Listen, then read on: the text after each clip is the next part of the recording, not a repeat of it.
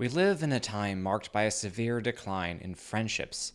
The loneliness that besets today's men and women is undeniably real, with innumerable causes and manifesting itself in an unknowable number of ways. And far be it from me to offer any advice or solutions to this problem that is as individual as it is endemic within our society. So instead, let us discuss why the love between friends, also termed philia or perhaps brotherly love, is so important, where it comes from, how it is exemplified by these two hobbits and their companions, and of course, why their example matters.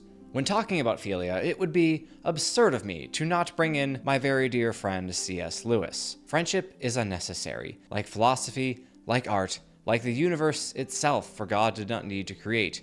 It has no survival value. Rather, it is one of those things which give value to survival. Lewis makes his point so powerfully and succinctly there that I feel anything I might say to add on to it or elucidate it further would only delude the point being made, but in my hubris, I'm going to try anyway. While there certainly is value and meaning to be found within our obligations, our jobs, caring for our children, and so forth, we are often quite happy to set them aside when they are fulfilled, and we look forward to acting as we so choose once our daily work is done. Our chosen activities in those times say a lot about what we are living for. And that's not meant as a judgmental statement against wasting time by watching TV or playing video games or whatever modern pursuit is being frowned upon by the older generation. But it is meant as an acknowledgement that I, do not always spend my free time in ways that I would most prefer. Some of that is simply due to circumstances. I can't very well spend time with my friends if they are all busy. And some of it might be due to laziness, because it's far easier to turn on Netflix than it is to make plans that require me to leave my house. And yet I know, even if I don't admit it to myself, that there are better ways to spend my precious free time than those which I typically choose. And one such better way is simply being in the company of good friends. Humans have created incredible works of art in all number of forms that delight the senses, spark the imagination, and intrigue the mind. And yet they all pale in comparison to another person, to a friend, to one whom we love not because he tells us a fantastic story, though he might, but rather just because. Seriously, ask yourself, why are your friends your friends? You don't have an obligation to them like you do to your spouse, your parents, or your children. They might be or have been your companions in some venture, your teammates, or simply friends of friends, but what bonds you now? I suspect the answer is simple to the point of being tautological. You're bound by friendship. You love your friends and they love you. You don't need to. No one is relying on that love. No vows have been spoken to maintain it, and yet it persists because it gives value to survival. But let's discuss that starting point, because philia does in fact require a beginning. And in many cases, perhaps most cases, friendships are conceived through companionships. That is, to be friends, you first need to be something else, something lesser, two or more people with a common goal. Even if said goal is as simple as survive freshman year of college while living in the tiny closets our university has the audacity to call dorm rooms. But you're doing it together, and that means something. Which, finally, leads me neatly along to The Lord of the Rings and our discussion of the friendship between Sam and Frodo. It may or may not surprise you to know that, as J.R.R. Tolkien wrote them, Sam and Frodo were not in fact friends at the beginning of the story. Friendly, yes, but not friends. Frodo's friends are said to be Folco Boffin and Frodo Bolger, with his closest of friends being Merry and Pippin. So what is Sam to Frodo? Your bodyguard? His gardener. Yeah, that's quite literally true. Frodo was Sam's employer, Sam was Frodo's employee. His servant, one might say, Sam would say, though we don't really like to use that term nowadays because it makes us think that everyone who works in a cubicle is really one of the maids from Downton Abbey. Anyway, with such a relationship, the two wouldn't easily become friends. They could certainly be affable with each other. By all accounts, they were already quite fond of one another when the story begins, but the love of friends tends to develop from a different starting point, as I've said, that of companionship, of a common goal. So it is only after Gandalf decrees that Sam must accompany Frodo on his journey that they become companions, and thus embark on the road to genuine friendship. So when exactly does the change take place? When is the line from companions to friends crossed? Hard to say exactly, but the change does happen, as we will soon see. Philia, like all forms of love, is at its most basic level defined by willing the good of those whom we love. And while we should have that love, termed agape or charity, for all mankind, we cannot possibly be affected by the fortunes of any given person as we are by those whom we have chosen to be our friends. "It would be the death of you to come with me, Sam," said Frodo, "and I could not have borne that." Now, on the banks of the Anduin, having made up his mind to leave behind the rest of the Fellowship and bear his burden alone, Frodo clearly regards Sam as a friend, one whom he could not fathom coming to harm. He didn't need to feel that way. That need did not need to flourish. Sam was duty-bound to Frodo no matter what happened, as this scene makes unmistakably clear, and Frodo in turn has made it his duty to keep Sam from harm, not just for Sam's sake, but for his own. Is that a flaw on Frodo's part?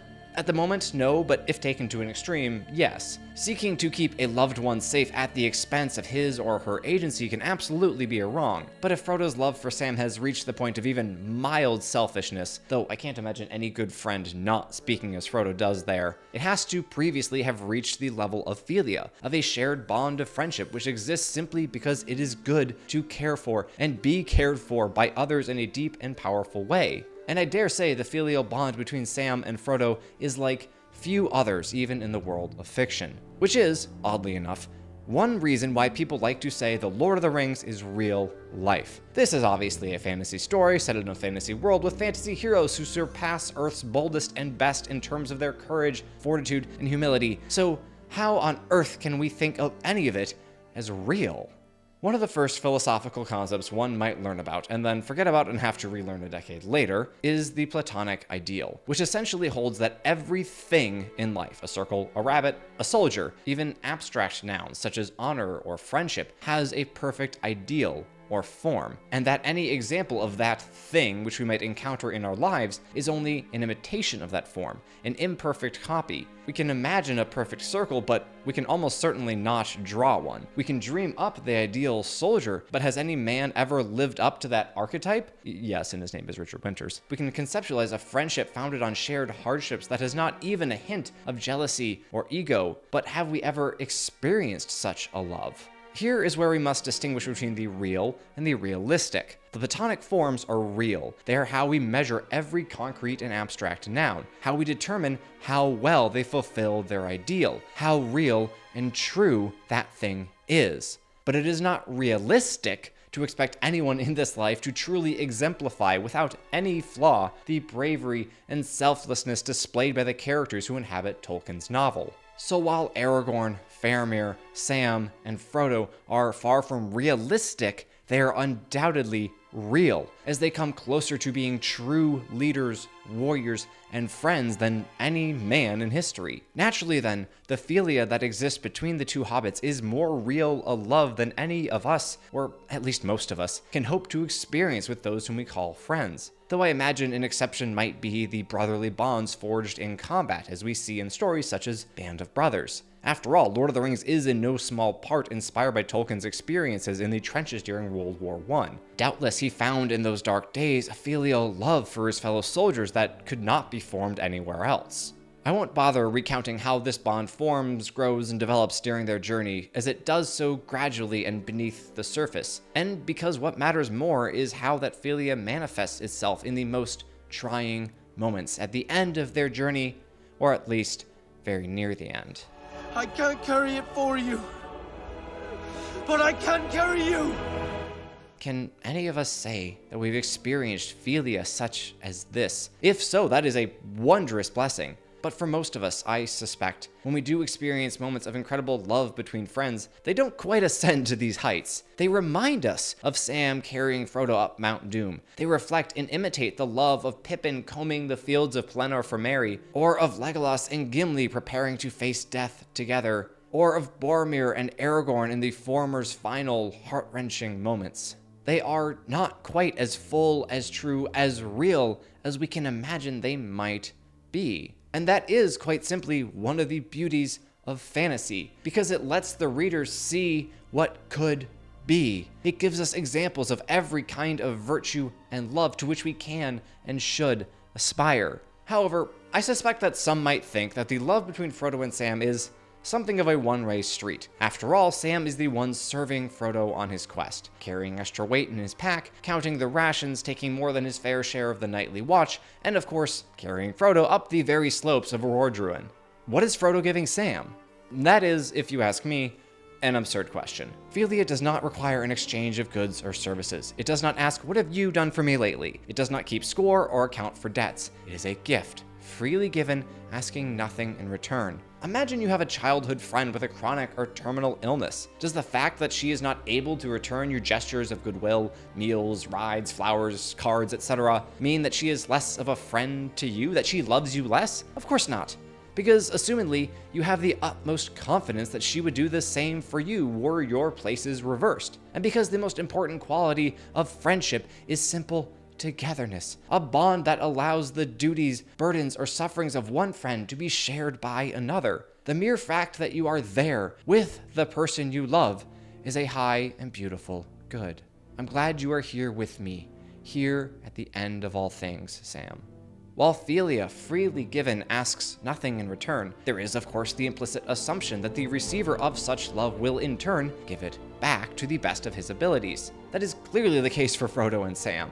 Although Sam's love for Frodo is obvious and manifest through concrete actions, Frodo's love for Sam is no less strong nor less meaningful. And while we're on the topic, I know from experience that there are those people out there who look at scenes such as this and say something along the lines of, "Ha! Gay!" So to rebuke that immature and moronic line of thinking, let me once again bring C.S. Lewis back into the conversation. Those who cannot conceive friendship as a substantive love, but only as a disguise or elaboration of eros, betray the fact that they never had a friend.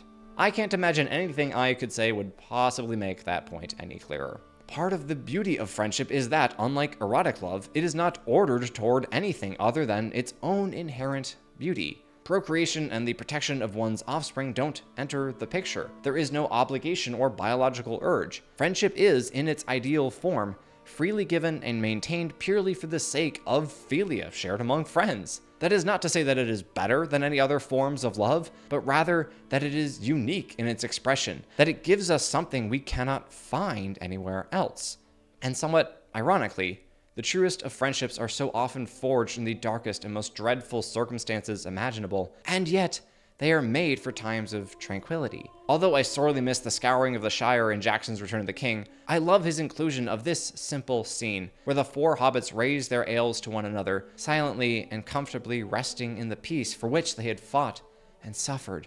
This is the ideal end of the hero's journey, as our protagonists return home from their adventures profoundly changed, but are finally able to rest, to live out the words of the dying Thorin. If more of us valued food and cheer and song above hoarded gold, it would be a merrier world. However, there is yet one more truth about friendship that must be discussed. Philia, sadly, at least in this life, must come to an end. And for Frodo and Sam, that end will come sooner than expected, as Frodo, worn thin by his bearing of the ring and the wounds he received on his journey, departs for the Undying Lands. I have no words that can properly describe the impact of this scene as Frodo bids farewell to Merry, to Pippin, and finally to Sam. This is, ultimately, how we know just how powerful the love between these two friends has been. We simply see it on their faces and hear it in their voices as they barely manage to say their goodbyes. The culmination of earthly love is grief, and yet there should be no regret, no wishing that things could be other than how they are. Try to exclude the possibility of suffering which the order of nature and the existence of free wills involve, and you find that you have excluded life itself. To love a friend is to open yourself up, to admit that what happens to them matters to you, that you want to share a journey with them, that their pains and sufferings are your own, knowing that it cannot last forever, but whatever grief may come pales in comparison to the joy that this friendship brings. This freely given love is one of the greatest gifts mankind can bestow upon one another. It will end, yes, but while it endures, there can be no doubt of the immeasurable, incalculable, undefinable value that it gives to our survival.